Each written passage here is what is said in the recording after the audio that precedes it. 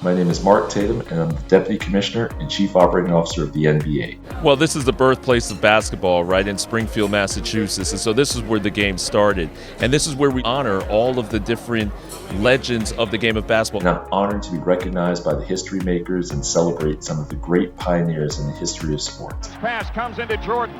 Here's Michael at the foul line. A shot on Elo. Good! The Bulls win it! They win it! Countless courageous, selfless, and gifted individuals paved the way for men of color like me to receive opportunities in this industry.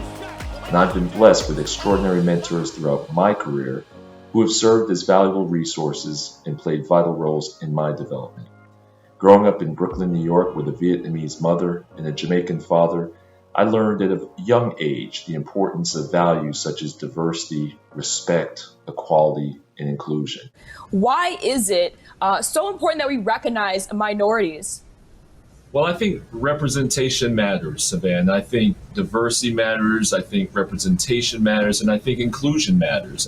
We've embraced the global nature of basketball, broadcasting games in over 215 countries and territories in 50 different languages. Com certeza ele vai tentar o chute. Kawhi Leonard foi para a zona morta para o arremesso. Va a buscar su tiro. Se levanta Kawhi.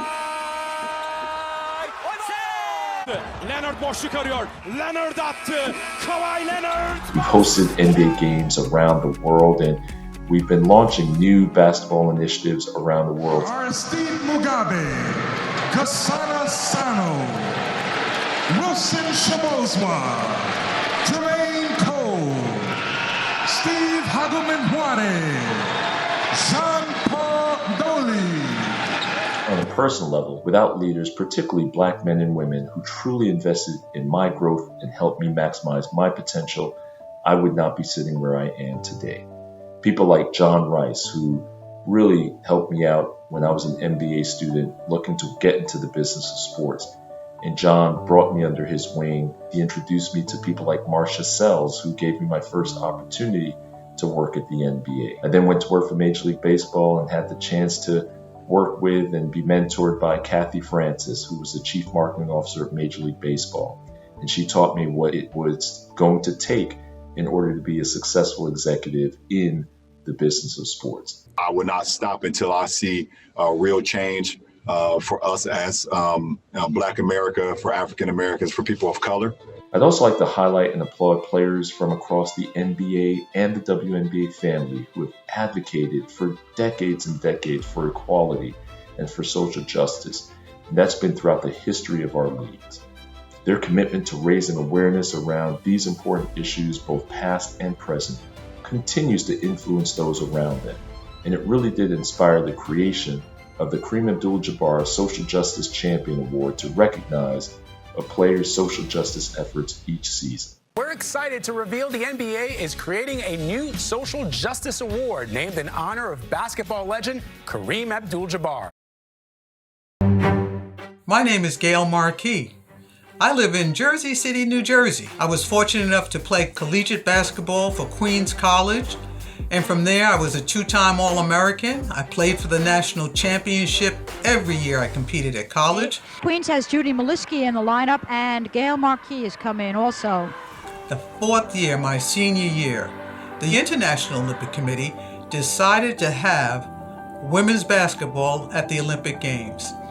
I went through the trials. At the end of the trials, my name was on the list. Gail Marquis, power forward. I was a member of the first ever USA Women's Olympic Basketball team. The first time they ever had women playing basketball at the Olympic Games. Now we lost to the Russians, but still, we came through when we beat Czechoslovakia, Bulgaria, the host country of Canada, and one or two others. When they placed that medal around my neck, I hadn't even expected to receive a medal, but still, we had one. Nobody gets to the Olympics by themselves, believe me, and I am no different. I grew up with 4 brothers and sisters, my grandmother living there in the house with us, and my mother and father as well. And of course, a loving community that watched out for me coming and going up and down. But I do remember watching the Olympic Games in 1968 and watching the women run the 100-yard dash. And off the fair start, Koblakowska, very good start. Tyus is out in front. Wyoming Tyus, an African-American sprinter who was a two-time Olympian, but I saw her in 1968 when she won that gold medal for the 100-yard dash. So I wanted to be an Olympian. I wanted to be a track star. Later on TV, I saw this other spectacle of sports. It was called the Battle of the Sexes. It was Billie Jean King, a tennis player, versus Bobby Riggs. A lot of ladies would like to have this another double.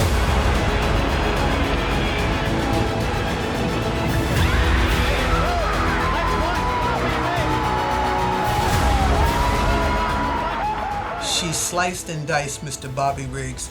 She won the Battle of the Sexes, and it was just a small triumph, a small push in going forward. And in watching her persevere, I realized that it was okay for me to want to be strong, powerful, domineering, and be angry and mad when I lost. And so I attribute my success, a part of it, to having seen those two role models persevere in their sports.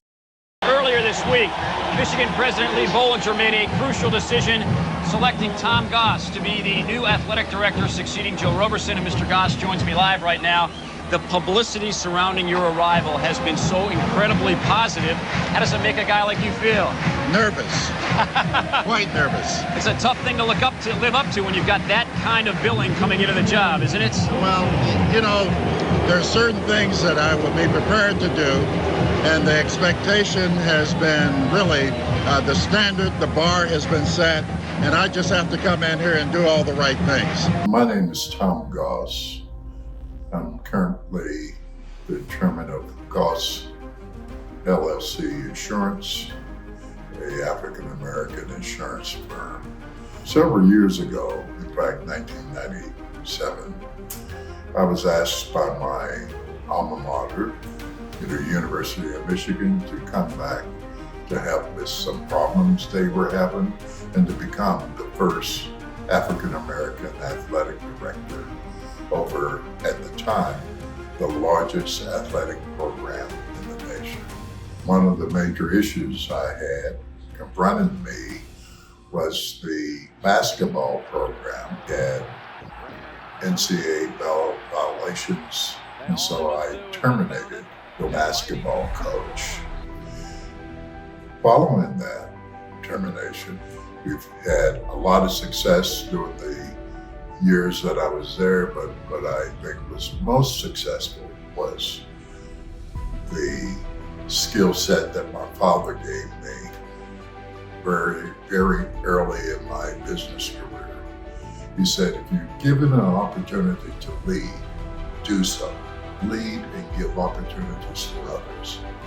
I did that by identifying a few African Americans to put in roles where they could grow in the athletic business. And I'm proud to say I hired and developed the current athletic director for Michigan. His name is Ward Manuel. Let me be the first to say to our next athletic director, go blue.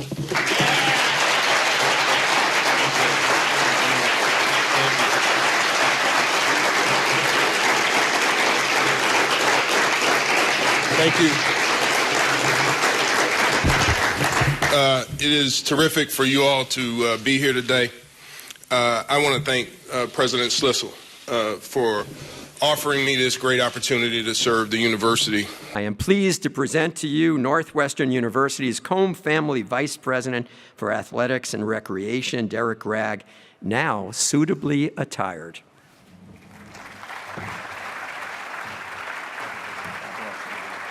The thing that I told each of them was, the best way you can repay me is by finding young men or women and bringing them along. Young men and women that look like us. Give them that opportunity.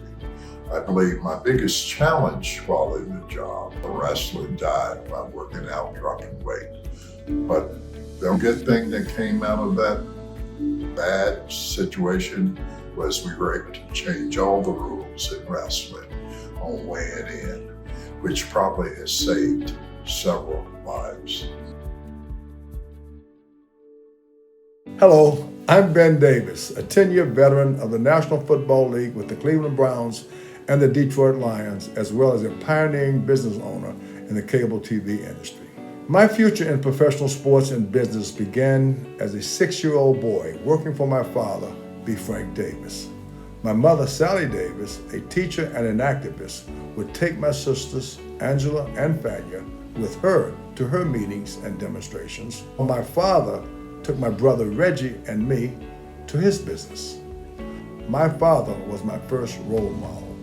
A successful entrepreneur, my dad was the first African American to own a Standard Oil service station in Birmingham, Alabama in the 1940s. His business was located in what is now known as the Civil Rights District of the city.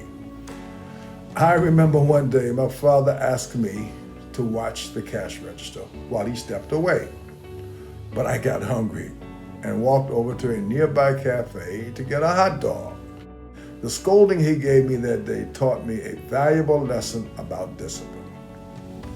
After college, I was drafted by the Cleveland Browns because of my speed, but placed at a position I had never played before, cornerback. For me to play at this level, something or someone was needed. That someone was Paul Warfield. In passing practice, we did 7-on-7 drills, and I always seemed to be matched up against Paul, the wide receiver. He had the extraordinary ability to mesmerize you as he ran his routes. He was a counter, counting his steps, 1, 2, 3, 4, 1, 2, 3, 4, as he ran the most precise, fluid pass patterns, and within an instant, he was leaping for the thrown football. His attention to his craft, his discipline, and his concentration had a strong influence on me, and I learned from him daily until he was traded to the Miami Dolphins.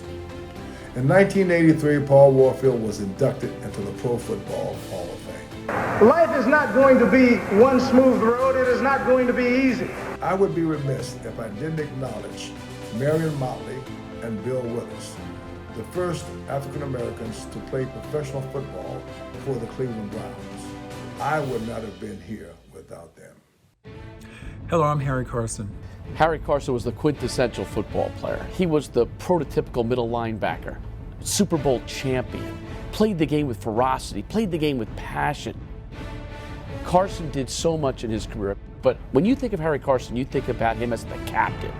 10 of his 13 years for the Giants, he was the leader. People who have had a tremendous impact. In my case, it was a local town doctor who had a tremendous impact on my life. When I was making the transition from high school to college, I had to take a physical examination to gain entry into South Carolina State, where I went to college. Didn't really have a whole lot of money. My family banded together. We got enough money, gave me the money.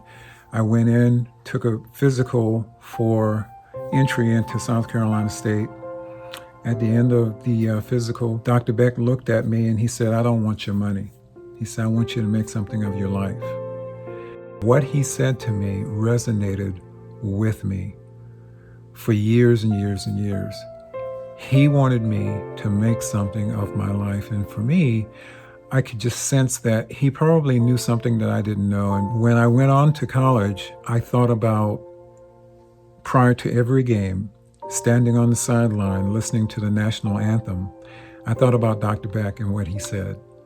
Make something of your life. Make something of yourself. I went on to get my degree with honors from South Carolina State, and I graduated with my class. I went on to be drafted by the New York Football Giants.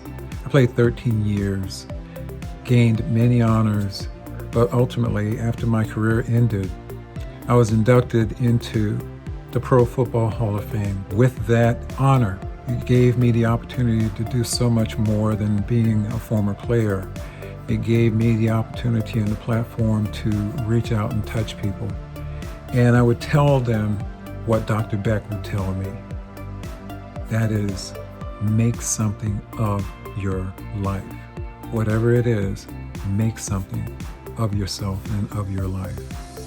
So I have Dr. Beck to thank for being that inspiration and being that voice that has resonated with me for years and years and years. He's rolling it down in there easy, but I don't know. Needs to pick up about half a second for practice to be safe, and he does. 29-10. That is a good lap. That is a great lap. My name is Bill Lester, and I am one of the very few full-time African-American professional race car drivers. But it didn't happen overnight. The fact is, I have an electrical engineering and computer science degree from Cal Berkeley, and then moved to the professional sector, working for Hewlett-Packard, initially as a software development engineer, and then as a research and development project manager. But I left that to pursue my dream, my calling, my passion of being a race car driver, and I'm glad I did, because in 1999, I became the first African American in NASCAR history to race in what was then called the NASCAR Busch Series at Watkins Glen, New York. Number 24, a historic moment, the 516th race in NASCAR Busch Series history, and Bill Lester becomes the first African American to earn a starting spot, qualifying 24th, and our congratulations to Bill. I then moved to the NASCAR Truck Series in 2002, and then in 2003 became the first African American to win a pole position start when I did so at Charlotte Motor Speedway. I followed that up with back-to-back pole position starts at Kansas and then Kentucky Speedway. But my crowning achievement in NASCAR was being one of the very few African Americans to race at the top level of NASCAR, the Cup Series, when I did that at Atlanta Motor Speedway. Bill Lester, the Waste Management Dodge from Bill Davis Racing. As Matt told us earlier, trying to become the first African American driver since Willie T. Ribbs, and join Randy Bethea and the great Wendell Scott. After my NASCAR career came to an end, I transitioned back to sports car road racing. And in 2011, I became the first African American to win in the NASCAR-sanctioned Grand Am Series of road racing. And I did that at Virginia International Raceway in Alton, Virginia, right next door and effectively the backyard of Wendell Scott, who lived in Danville, Virginia. And Willie T. Ribbs comes in to the pit. One of the people that was very significant in allowing me to achieve my dreams was Willie T. Ribbs. He's one of the very few African Americans to race in the Indy 500, and he was the first one to have done so. He is somebody who provided me mentorship and guidance and allowed me to learn about the pitfalls and the complexities of what it means to be a professional race car driver. One of the key things he taught me was that the racing is the easy part. The hard part is the opportunity to get behind the wheel. And Willie was significant in allowing me to understand the importance of what it takes to be a professional. This is Dr. Harry Edwards. I've been asked to say a few words about some of the athletes who have touched and inspired me over the years. I begin, of course, with the great immortals, Mr. Paul Robeson and Mr. Jackie Robinson. So I would say today that I'm an American who is infinitely prouder to be of African descent, no question about it. And the problem of it is, ladies and gentlemen, is that this same picture of the dogs and of this policeman with his knee in the throat of this lady, it's a picture that's being portrayed throughout the world. And from there, I can talk about athletes that I've known and worked with for most of my life, Mr. Bill Russell and Mr. Jim Brown. Bill Russell inspired me to focus on basketball rather than football and track and field as an athlete. Do you think that you will get some white kids to play basketball with Negro kids? I think so. I don't see why not. My kids play with white kids, and nobody got hurt yet. Jim Brown said something years ago that impacts me to this day. He said, I could have done better. And I meant by that we can all do better in certain areas of our lives. Don't you believe that to preserve that society that we need laws of the land? That's why we have a society. And we cannot make exception to these laws just because a person happens to be black or white. Then there are those athletes that I work with politically and athletically. Tommy Smith and John Carlos and Lee Evans. There's Kareem Abdul-Jabbar and Mike Warren and Lucius Howland, who I visited at UCLA. There's the great Arthur Ashe, who he and I used to exchange phone calls 2 or 3 times a month about current issues. There's no real prejudice on the Davis Cup team. When I say real, nothing that really applies to me personally, other than just institutionalized segregation or prejudice against all black people in general in the U.S. There's Mr. Kurt Flood, who I had the privilege of talking to on a number of occasions after he had fought a valiant battle for free agency in Major League Baseball. Realistically, this is what we were arguing. Should one person be able to own another person for his entire life? Well, Abraham Lincoln solved that problem for us, didn't he? There's Colin Kaepernick, who was one of my guys at the San Francisco 49ers. This country stands for freedom, liberty, justice for all. And it's not happening for all right now. And then there are those athletes who inspired me. There's a woman by the name of Rose Robinson, who has today been largely forgotten. She was a high jumper and sprinter at the 1959 Pan American Games in Chicago. She protested during the playing of the national anthem. She was the first athlete to do so and was suspended, never really ran track and field again, but became a stellar organizer at the community level and mobilizer of people against injustice. There's Miss Ariana Smith from Knox College, whose team had a game in Staten, Missouri, about 10 miles from Ferguson, where Mike Brown was murdered. She thought it would be unconscionable to go that close to that city and not make some kind of statement. So during the playing of the national anthem, she walked out on the floor and laid down in front of the flag for 4 minutes and 20 seconds in memorialization of the 4 hours and 20 minutes that the police allowed Mike Brown's body to lie in the street with his blood running in the gutter and prohibited his family from going out and removing him from that tragic situation. There's Miss Maya Moore, who took off 2 years at the height of her career, the very best basketball player of her era, in order to seek justice for a single individual who is today walking the streets of St. Louis, Missouri, as a result of her efforts. And so if you want to say I have courage, I'd say my courage has not been as much in me not playing, but in the emotional and mental and spiritual outpouring into love and fighting against injustice.